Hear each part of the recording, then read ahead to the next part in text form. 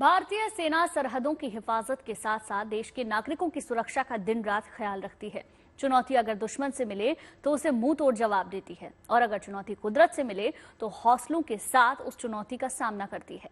लद्दाख में फंसे करीब 1000 सैलानियों को सेना के जवानों ने इसी हौसले से रेस्क्यू किया। भारी बर्फबारी की वजह से ये लोग चांगला पास के करीब फंस गए। सेना ने 6 घंटे की मशक्कत के बाद सभी को सही सलामत इस मुसीबत से बाहर निकाला। बर्फ से घिरी पहाड़ियां, संकरे रास्ते, लगातार बर्फबारी और आगे बढ़ पाना नामुमकिन। लद्दाख में 17,500 फीट की ऊंचाई पर जब मौसम ने इम्तिहान लिया तो 1000 से ज्यादा सैलानियों पर आफत आ गई।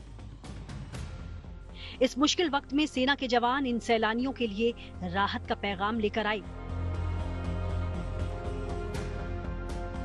चांगला पास के करीब बर्फबारी की वजह से करीब 200 गाड़ियां फंस गई थी।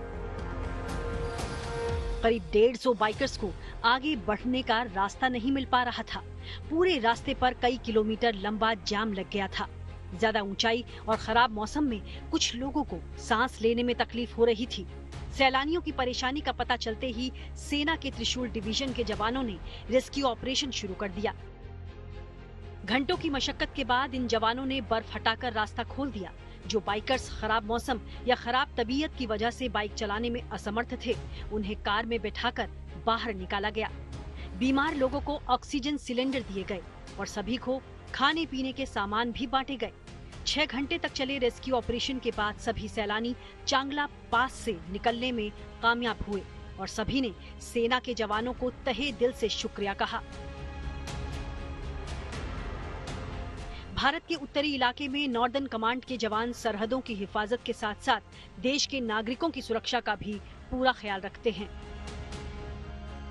बेदर्द मौसम और बर्फीले तूफान भी इन जवानों के हौसले को कम नहीं कर पाते।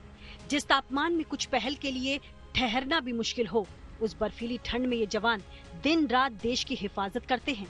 इन जवानों की इस वीरता की वजह से ही देश की सीमाएं हर वक्त दुश्मनों की नजरों से महफूज रहती हैं।